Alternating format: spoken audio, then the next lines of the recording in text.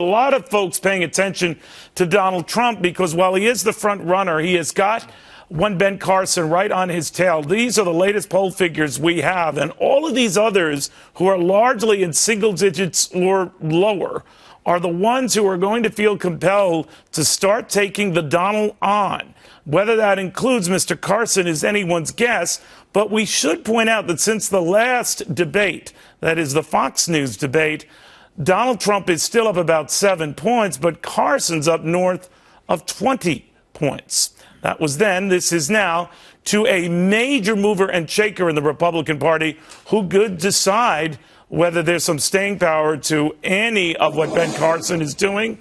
Bob Vander Plaats, of course, the man who was very influential in all but making Rick Santorum the big winner in Iowa. It was his anointing of Santorum, and I'm sure the Reverend would reject that terminology, that helped make that state a big win for Senator Santorum. It's very good to have you back, sir. Thank you.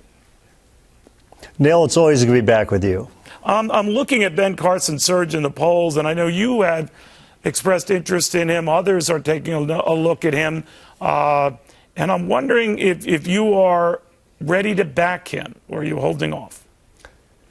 Well, we're holding off. There's a lot of game to be played yet. There's a big process to be played, a debate tomorrow night. But I think what this campaign has shown thus far is that people are looking for outside leadership. They're tired of politics as usual. They're tired of the politicians saying they're going to do one thing and they go and they do another thing. They believe politicians are liars. They're looking for real-life leadership, real-life results. Obviously, Donald Trump gives that to them. Ben Carson gives that to them. They're looking at Carly Fiorina. And even Ted Cruz, they still view as an outsider. Are you looking at any of those other names you mentioned? Donald Trump, for example. Well, we're looking at all of them. We're keeping a fair and level playing field for every one of them. The good news is we have a great field of candidates. But I've got to feel that, we have to identify the pulse of the American people. And they're definitely showing they want leadership from the outside today, leadership that actually is going to be bold and courageous once they get to Washington, D.C. But you also look for someone who has some religious convictions, right? Well, is that crucial to you? We're looking for somebody with character. Okay. Well, yeah, it definitely is. We're looking for a person of character, somebody that we can trust. We're looking for somebody that's competent, somebody that can do the job.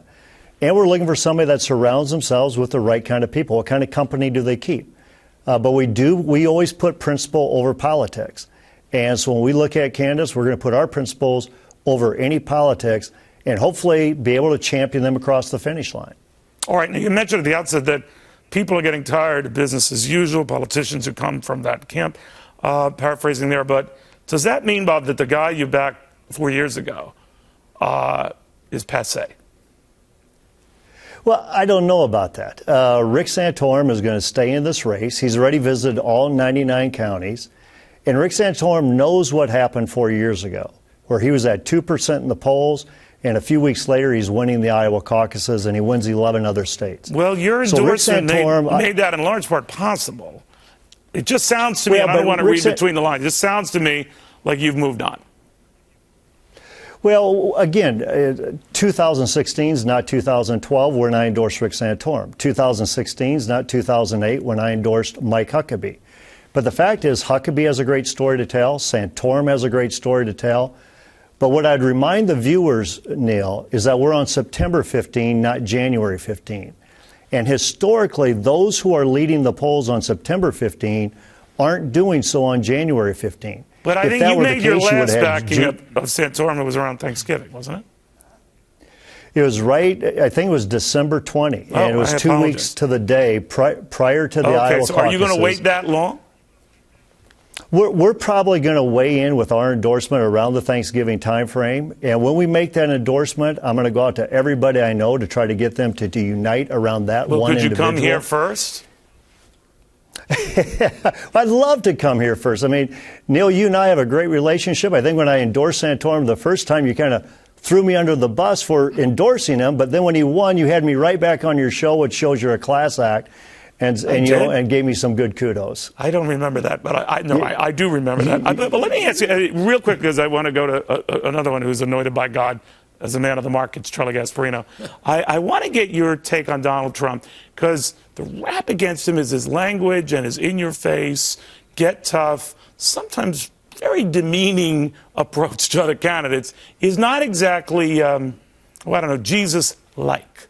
Now, who am I to judge? But Ben Carson had to dial that back and then later apologize to Donald Trump if he had misspoken and said something to offend Donald Trump's sensibilities or that he wasn't a religious man.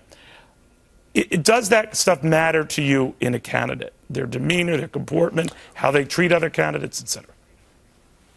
Well, it definitely does. But I think you take away the verbiage that Donald Trump is using, you take away the tone that Donald Trump is using. He is definitely tapping into an emotion right now with the American people. But that's not what I was asking. Right. You don't strike me as so someone it does, who would it does endorse matter. that type of approach. Well, right now, we believe Donald Trump has been very good for this race. That doesn't mean we're going to endorse him to be the candidate for president. But I tell you what, we're thrilled that he says marriage is between a man and a woman, that he stands for the sanctity of human life. He's for religious liberty. But again, he's tapping into an American sentiment that politics as usual is over with in America. And therefore, I think he's been very good for this race. You're a gentleman and a good man. Bob Vander Plaats, you're also very good at very adeptly avoiding my questions, which I deeply admire. But thank you very much. Well, that Bob. way you can have me back on sometime. I will, Thank and you, I will make good on that. I hope you do as well. Bob Vander Plaats, very, very good to have you. Will do.